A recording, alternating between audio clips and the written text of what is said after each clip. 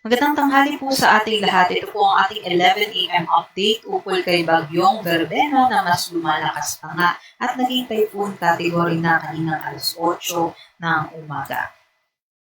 Ito po'y nasa labas na nga po ng ating area of responsibility kaninang madaling araw, ngunit patuloy pa rin po ito nating monitor dahil nakakaapekto pa rin po ito sa baghagi ng Kalayaan Island sa may Palawan. So ito po'y nasa line 255 kilometers, hilaga ng Pag-asa Island, Kalayaan, Palawan.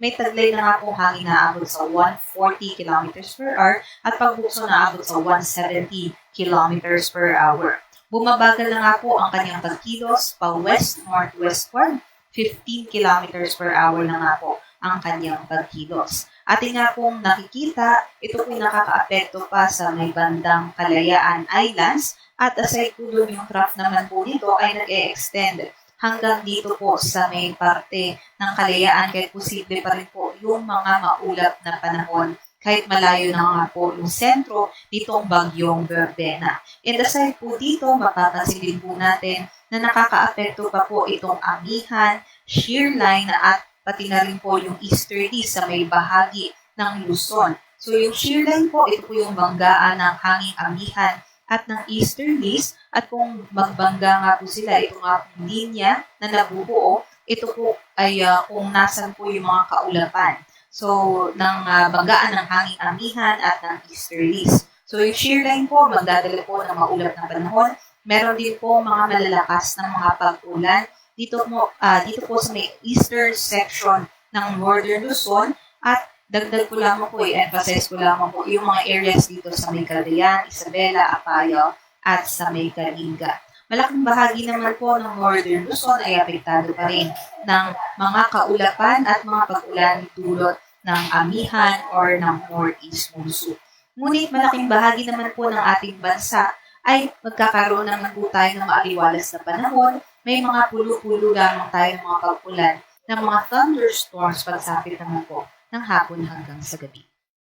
Ito naman po yung ating forecast locking intensity dito kay Typhoon Verbena kung saan po inaasahan natin in the next 24 hours ay mas west-southwestward po yung kanyang pagkilos at posible nga pong umina na lamang bilang isang severe tropical storm. Ngunit sa mga hours after that ay posible naman po itong mag-west-northwestward at mas lumakas muli bilang isang typhoon category. Ngunit pagsapit nga po ng linggo hanggang sa susunod mga araw, inaasahan po natin yung consistent na po na paghihina nito habang papalapit sa may Vietnam area.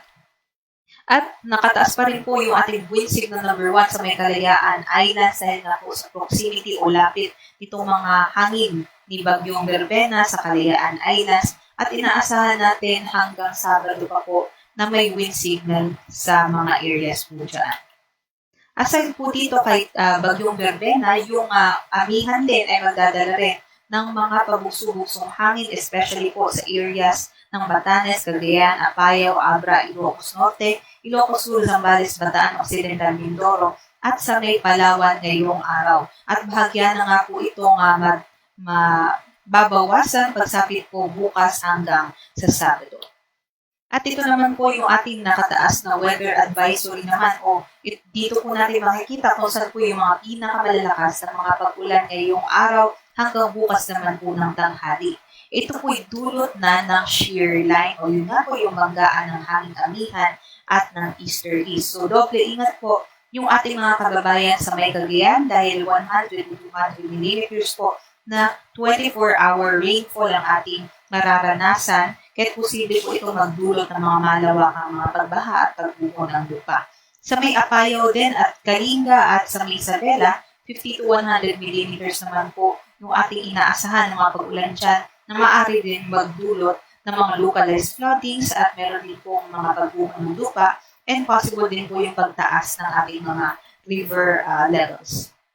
Pagsapit naman po bukas ng tanghali hanggang sa Sabado ng tanghali, inaasahan natin na mas kukunti naman po yung mga pag-ulan natin sa Cagayan, ngunit patuloy pa rin na po yung epekto ng shear line sa Apayao, Cagayan, Isabela, at pagsapit naman po ng Sabado ng tanghali hanggang sa Sunday ng tanghali ay mas mababawasan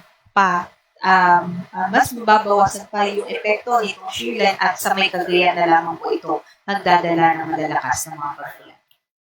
At ngayon, para sa ating sea conditions, may gale warning pa rin po tayo sa Midwestern seaboard ng Southern Luzon dahil nga po sa bagyong Verbena dito po sa may Kalayaan Islands. At meron din po tayo nakataas na gale warning naman sa may seaboards ng Northern Luzon dahil naman po sa amihan, so bawal pa rin po magdayag yung ating mga kababayan na nasa may Batanes, Cagayan, kabilang ang Babuyan Islands, sa may Ilocos Norte, Ilocos Sur, maging sa may Western Pangasinan dahil nga po sa amihan, bawal pa rin po pumalaot ang ating mga kababayan dahil matataas pa yung or delikado pa rin po yung mga pag-alon dito po sa areas na ito. At yan naman po ang latest mula dito sa Pag-asa Weather Forecasting Center. Ito po si Dian Loreto. Mag-ingat po tayong lahat at magandang tanghali.